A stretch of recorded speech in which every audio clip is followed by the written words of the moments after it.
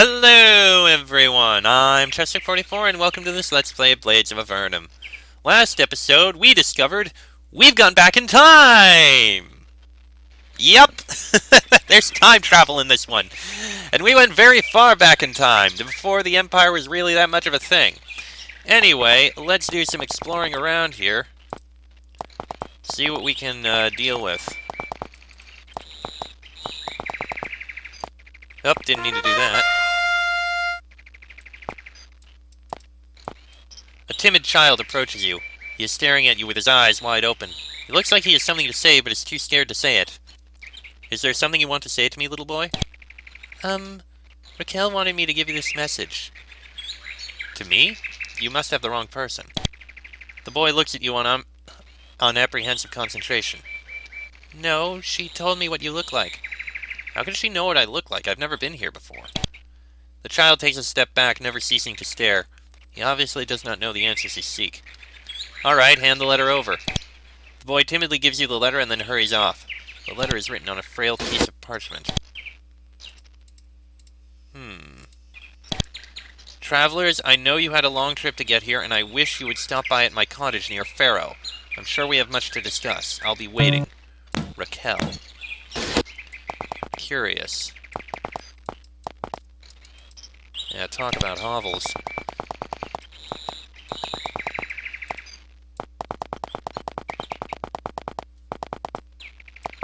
Okay. This young man is currently engaging in an argument with the merchant. The man is waving his hands back and forth and starts to sound angrier by the minute.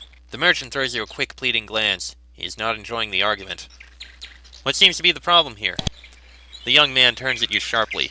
His face is worn, and you can read many sorrows off it, but his eyes reveal that this man is no older than 20. The problem, strangers? The problem would be that oaf and his ridiculous prices. There is no way this junk is worth even half of what he is asking.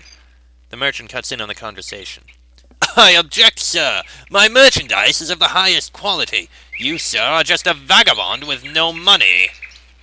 There's no reason to lose your temper like that. Do you really need this stuff?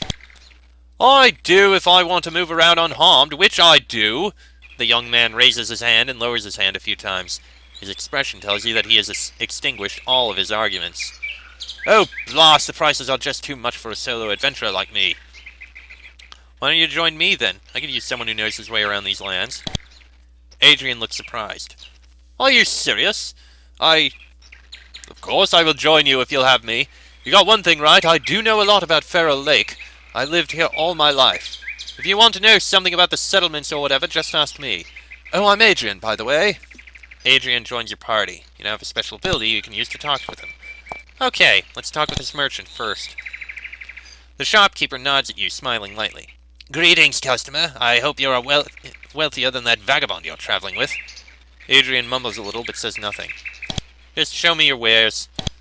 Alright, and we can't actually sell anything here, which I'm not happy about. You conclude your business. How's business? Oh, I will live, no doubt. My ale is especially popular with the soldiers. Not that a few extra coins would harm me or anything. The grin you receive makes you somewhat suspicious of the wares. Hey, these prices are utterly ridiculous. The shopkeeper shakes his head mournfully. I should have known I'm dealing with poor people, but I will have you know that my prices are fair. You will not find better wares anywhere. I didn't even notice what the prices were. Some copper coins. Nothing in that hovel. These really are small hovels, jeez.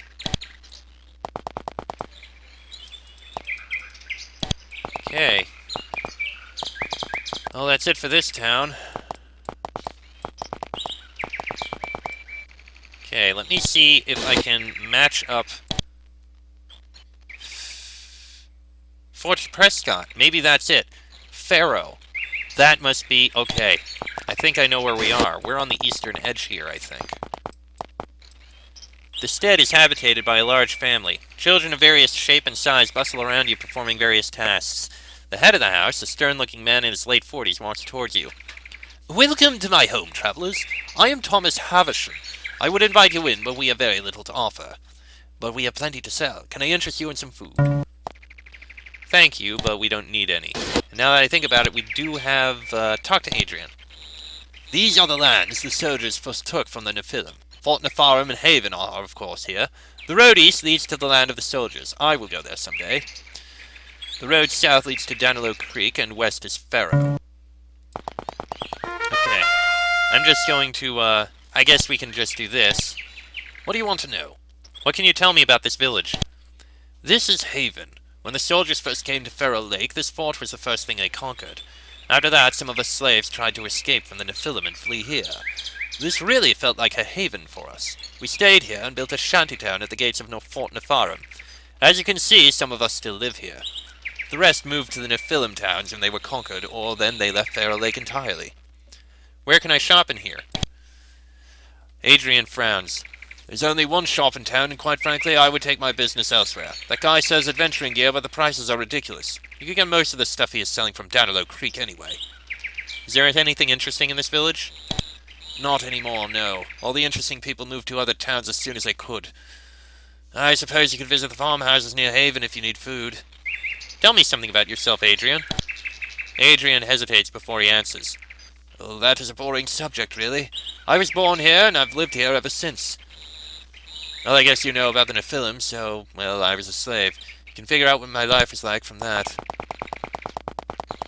Just to see if he has anything to say in here. Do you know what? Adrian is examining the fort with fascination. He seems to be content with all the soldiers around. Do you know anything about this fort? Adrian turns sharply to you. What? Oh, the fort. I've actually never been inside before. Of course, back when the soldiers first came here, this fort was meant to protect the people in case of an attack. But, well, I was not among the first to be rescued. I have heard that this used to be a Nephilim fort, though. What can you tell me about the leader of the soldiers? Oh, I've never met him. Well, I did see him when the soldiers captured Tampere. That is where I lived. He led the attack against the Nephilim gods, and afterwards declared the town to be part of the... what was it? Eternal Empire of Izo? That is what the soldiers called themselves, I think. When exactly were you freed? Late, very late. You see, my hometown Tampere is way northwest of here, through the Great Marsh. The Nephilim thought it would be best to put most of the slaves in one place. Easier to keep an eye on, I guess. Of course, there were some of us in every town they had, but most of us were in Tampere. Alright then. So, east here.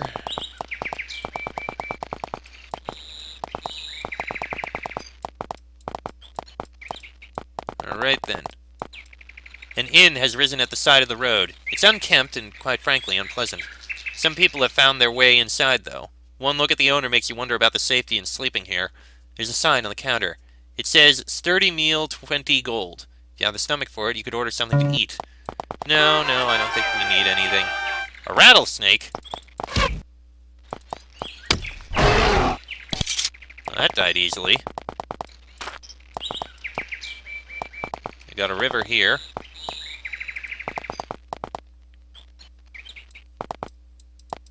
And a bridge over the river. It looks like this is actually the way to the east. This road leads away from Catalan. If there is a way for you to get back home, you won't find it there. However, maybe you don't want to get back home. The lands of ancient Izo are untamed. Skilled adventurers like you could certainly make a living by remaining here. Will you wander forward and see what you'll find? No, I'll stay. Alright, so we know about that. You meet a patrol of Empire soldiers. Compared to the soldiers of your time, their equipment is more of a mishmash quality. You see long swords, short swords, and battle axes. The sergeant of the group nods at you. He warns you not to go to the area north of here. Doesn't reveal why, however. The soldiers continue their patrol. This is a training camp. There are lots of recruits learning how to slash dummies with swords, pierce them with arrows, and how to march in a soldierly fashion. The barracks of the recruits look shoddily built. You listen to the shouts of the drill sergeant for a while. Makes you glad you're not among the recruits. After a while, you leave. Hold on. This letter that we got. Cottage near Ferrow. So that's where we need to go. Alright then. We'll head west to Ferrow.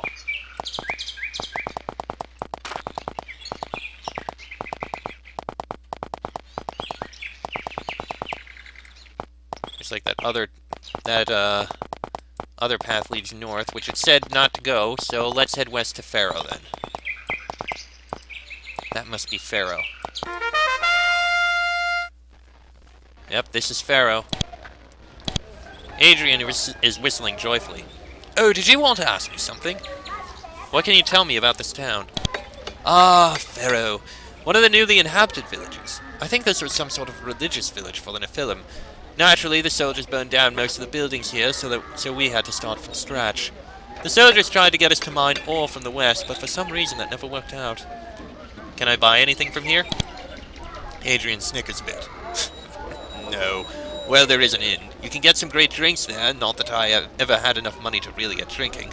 Also, the innkeeper might actually buy some items from you. You know, in case you need to unload anything. We do, thank you. Is there anything else I should know about this village?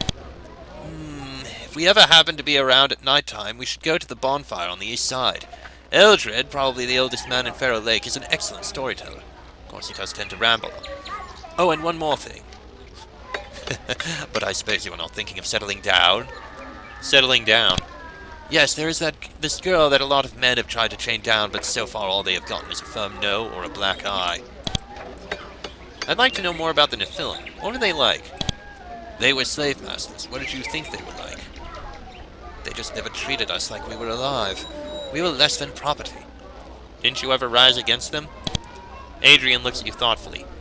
With what? They never let our numbers grow too much. The man closes his eyes and shakes his head. Whenever they thought there were too many of us, they would take the newborns, take the children, and kill them. They had the swords, they had the bows, and we had nothing. Not even the numbers. You know, they always... This is actually an interesting thing. In Avernum, in the Avernum games, we always encounter the Nephilim, and it's always split. You always got the barbarian Nephilim who are standing up against the Empire, but for the most part, the Empire are oppressing the Nephilim, killing them all, putting them to the sword, and you're meant to feel sorry for them, because this is a race that the Empire is just going, yes, kill them all. All monsters, all Nephilim must die. And here you're seeing... Yeah, I guess they kind of had a reason for that. If their first experience with the Nephilim was the Nephilim captured all humans and then either kept them as slaves or murdered them, that's a background that does make the whole kill all Nephilim thing a bit more understandable. Anyway, people around the campfire aren't paying you any attention. They're busy listening to the old man near the fire. What's going on here? Shh! Eldred is telling a story! The peasant gestures at the old man. Okay, then. You get closer to the old man telling the story. He must be in his 60s at least. The little hair he has left is snow white. The others around the fire are listening to a story with deep concentration. Can't make out what the story is about, but by the tone, it's something scary. What is the story you're telling? Ah, strangers. The story I am telling is the story of the Fiend. It is an age-old story, but oh so true. The Fiend lurks in his underground lair far to the west. In its lair, the most diabolical acts are practiced. You see, the Fiend has been known to kidnap women and children, which it then sacrifices to his horrible dark lords. How do I know this, you may ask? Well, my own sister fell to the prey of that horrible creature. She was taken when I was 10 years old. I still hear the screaming. If this Fiend exists, why has no one tried to kill it? Oh, we have tried, stranger. We have tried. Dozens of brave young men, and even the Nephilim set forth towards the den of the beast, but none of them ever returned. The soldiers may claim to have searched the mountain range and found nothing. Oh, but they cannot find the Fiend's lair if they do not believe they will find it. You see, the beast can enter your mind. Oh, yes it can. It will enter your mind and fool your eyes into believing that you see no cave. But there is a cave! Yes, there is! What if I tried to find the lair of this beast? The old man wrinkles his forehead in concern. Another brave young soul is heading for oblivion. Heed the words of an old man. Do not try to find the Fiend, for it will surely kill you. Eldred throws another log to the fire and mumbles. Oh no, do not try to find it. It is death itself. I'm sure. I'm curious what this Fiend is. After all, this is back in the past, so... For all we know, this horrible fiend could actually be something that we could deal with and take care of quite easily. I mean, we randomly fought a rattlesnake. That's like nothing. Normally we'd encounter wolves or other dangerous creatures, but a rattlesnake? That's literally nothing. You approach the fisherman. As you do, a fish takes the bait and the man pulls a flapping bass out of the river. With a quick movement of his wrists, he snaps the fish's neck.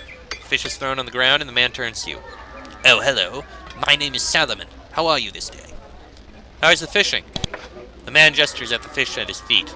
Oh, that is dinner over there. I even have some left for sale to Erin. Anything interesting you can tell me? The man scratches his chin leisurely. Interesting, you say? I've had plenty of time to fish. Does that count as interesting? Salomon throws his rod in the river. Have you visited Raquel? That might be interesting. Who's Raquel? The hag, the witch. She lives south of here in her hut. Raquel, the one who gave us that message. I'm very curious what exactly she has to talk to us about. This strongly built young man is watering the field with water from the river. He is tanned and has a clean-shaven pace. He puts down his buckets to address you. Hello there! My name is Hank. Is there something you want? You notice that he has a black eye. What are you doing? Oh, just watering the crops. It has not rained much, and we got to keep the crops from dying of thirst. He pours a bucketful evenly among the nearby crops. What happened to your eye? What? He raises his hand on his eye for a second. Oh, nothing. Hank looks away from you. He throws a quick glimpse at the woman in the nearby house. What, did she punch you? There's a hint of desperation and embarrassment in Hank's face. No, of course not. I fell down against a rock. Just shut up!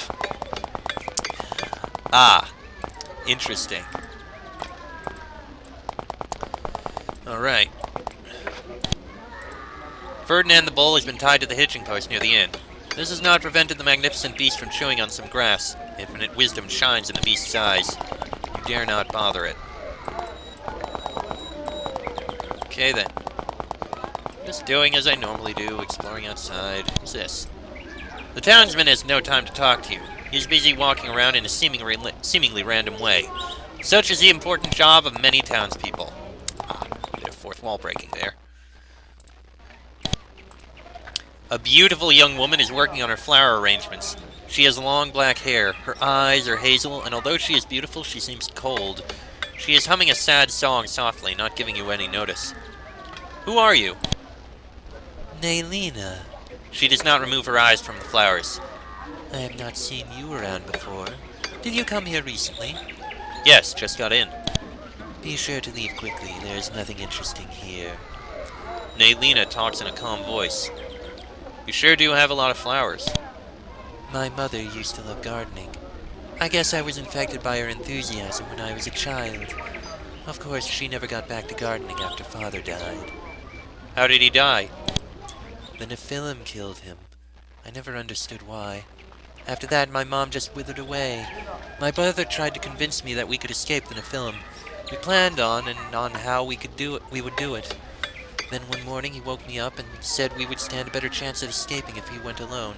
He would come back for me. Naylina pauses and lowers her head. The Nephilim caught up with him quickly. They dragged him near the temple and hung him on a tree. I was 8. It's horrible. I'm so sorry. For the first time, Naylina smiles. I can see you are not from here. Everybody in Ferrow Lake has similar stories about the Nephilim. Everybody has lost a loved one. They just do not want to talk about it anymore, now that the soldiers have come to protect us. But as you can see, I survived my childhood. How did you survive after that? The other families took care of me. They each in turn gave me food and shelter, but eventually I learned to take care of myself. Of course, what kept me going after my brother died was what my mother said to me when I was little. She used to tell me about our protectors, those who would watch over us from the skies. She told me that when the clouds go to sleep, we can see them in the heavens. She told me that even though we were alone and afraid, they would protect us. It is what got me through childhood. When I got older, I found it harder and harder to believe in them. Then my faith just died. Most of the people here still believe in the protectors. But let's talk about something else. Did you hit Hank over there? Naylina looks at Hank, a flicker of defiance in her eyes. Yes, I did. He tried to woo me. He had the nerve to say I would need a man to keep me safe. He said it is not proper for a woman of my age to live alone without a man to look after me. I just gave him a piece of my mind. He's not spoken to me since. Ah, so you're a strong, independent woman who don't need no man. Gotcha. There really are not many coins in any of these places. Okay, this is all meal. Unless there's something special hidden in one of these bags? No, it's all meal. Right. Oh! Okay, some silver coins. That's more than the others.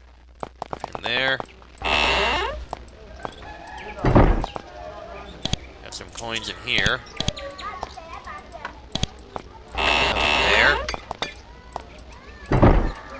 Here we have some more coins and nothing in there. Alright. The tanned young man working in the stables bobs his head as a greeting. He strikes the pitchfork to the ground at his feet and waits for you to say something. So you take care of the horses? That's right. I feed 'em, wash 'em, and saddle 'em up when they're needed. Name's Teffington, by the way. Are they needed often? Nah. They're reserved for the scouts, which we don't have. Is there any way I could get these horses?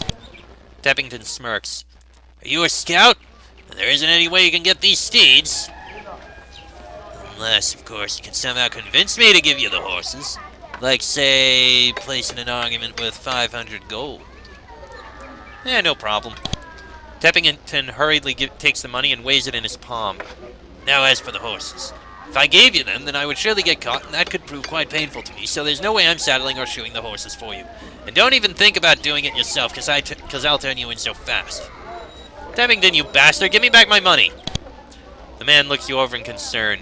He reaches a conclusion that taking your money would turn out quite painful to him. He throws you back your money, grinning nervously. Of course, friend. Did you really think I'd take the money? Bastard. This is probably a barracks. Ah! The captain in this cramped bedroom is a man in his late 20s. He's busy scribbling some endless report for his superiors. You notice that the left sleeve from his shirt has been folded shut from where his arm should be. He greets you with a smile. Oh, welcome. I remember you. You're the prisoners we had, right? I'm Captain Fillington of the Eternal Empire. How may I help you? How do you know us? We never met. Oh, I just happened to be in Fort Nephilum when you were dragged to the cells. I see you made it out just fine. The captain rubs his chin with his one hand. If you don't mind me asking, why were you captured in the first place? You don't know, but you were there. That is correct. However, there's no need for me to know about you. You were only prisoners, and we get those from time to time. But I did hear later that you helped Sergeant Tallow repel the first assault on Ferrango. So why were you imprisoned? Apparently, we were babbling incoherently. Ah, I see. Well, I do not see, but it is really none of my business anyway. You got out, so it must not have been anything serious. Now, is there anything you wanted to ask of me? What happened to your arm? Oh, just a little dispute with some Nephil. To tell you the truth, I would not be here right now if it were not for the quick actions of Signy, our healer. I managed to get out with only a limb loss. Thankfully, Commander Heartwind allowed me to remain a captain here in Ferrow. Although this is mostly a desk job, I can still handle a sword if the need arises. Are there any jobs for the adventurous type? Fillington thinks for a while. Yes, there is something you could do for us. Well, there are two things, actually. There's a small job that needs to be taken care of and a more demanding task, but that is military business. Tell me about the small job. West of here, there's a lair of Onevians. Now, normally the creatures would be harmless enough, but lately they have been very restless for some reason. Just 2 days ago, a panicked Onevian ran up to 2 peasants and blew them up. All I need from you is to exterminate the beasts. I will reward you, of course. What about the demanding job? Now, I really should not have mentioned it. Look, it is strictly military business, and I would most likely get in trouble if I gave the job to unreliable people. Well, maybe if we deal with the Onevians, we'll prove that we're reliable. The sign has a crude, foamy flagon drawn. The inn is surprisingly active, considering the bureaucrats in your time would never allow an inn this shanty. A strong smell of bad beer hangs in the air, and the people inside are engaged in loud conversations. If you wanted, you could leave Adrian in here. He would wait for you for some time, and you could pick him up later, if you wanted to. To leave Adrian behind, walk to the free table and sit down. Yeah, we don't need to do that. I imagine none of these people are going to talk with us. No, it doesn't look like it. Oh, this one does. You meet Timothy, the stunned peasant, once more, and yet again he is stunned. Although this time it seems that he has stunned himself by drinking too much. His head is lying on the counter of the inn. Timothy is mumbling softly to himself and drooling off the side of his mouth. Hey, Timothy, wake up! Huh? The man raises his head and looks around in confusion. When he realizes it was you who talked to him, he tries to focus on your face. Who's that? Oh, it's you. Timothy sullenly turns back to his flagon. What's eating you? Timothy snorts and takes a swig from his drink. What's eating me? I got run over by some dang giants. I'm sorry to hear that. You lived in Ferrow? That's right. They weren't around when the giants came back with a larger force. All the soldiers did was run off with us. I didn't have time to get all my stuff, just Ferdinand. I can get your stuff for you, assuming it's still there, of course. Timothy turns around with his eyes wide open. Then he grabs you by your waist with both arms. Would you? Ah, that'd be great. I'm sure the giants did not find my stuff. I buried it under the biggest tree in the village. Just short of a rough ground, and I buried it deep. So grab a shovel somewhere. Timothy looks like he's about to throw up. Wisely, you back away from him. Alright, we'll need to find a shovel somewhere. The owner of the inn greets you with a cautious smile. He's quite young and handsome. The inn's customers are keeping him busy, but he still manages to talk to you. Ah, hello, customers. My name is Aaron. I am the owner of this inn. What services does this inn offer? Right now, the only thing to drink is the ale I brew myself. I'm getting better by the day. Also, well, if you do not mind a little harsh conditions, there are some spare beds. I'm not quite finished with the bedrooms, though. I also have some food I buy from the farmers for sale, and I could buy stuff off you. I'm hoping to go open a little shop someday. Got any rumors? No. Well, our destruction of Ferrow is hardly a rumor. There were some refugees passing by at some point, but there were not many people living in Ferrow, so there really was no problem handling the refugees. There's still plenty of free land. What do you have to eat? Yeah, I am less concerned about that and more concerned about loot to sell. Oh dear, we have things we need identified. Which... Okay, emerald, ruby, shattering crystal, unshackling crystal, piercing crystal, okay. And sell those two things. There, and we have a few things that need identifying. But thank you for your time. And that's basically the bedroom. Okay. By the way, do you have anything to say here? Ah, Central Ferrow Lake. Some of the best farming lands are in here in the center of the rivers. The Nephilim used to have a large farming and religious town in here. I was actually there a few times. Now the town of Ferrow is at almost the exact same spot. Thick forests separate Ferrow from Geralt's Hamlet. Geralt's Hamlet is somewhere we were told about. But I am going to end this episode here because it's gone on long enough.